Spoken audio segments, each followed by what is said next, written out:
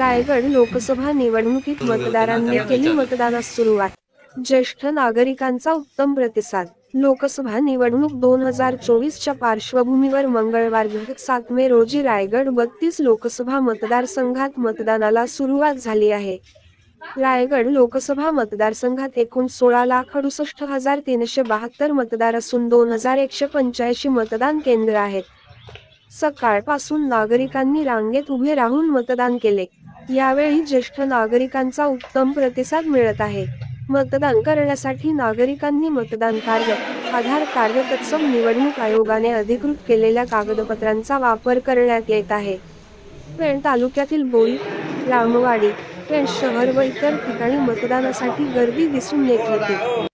दिव्यांग संचलित मतदान केंद्र, पेण नगर परिषद शाळा न 1 आर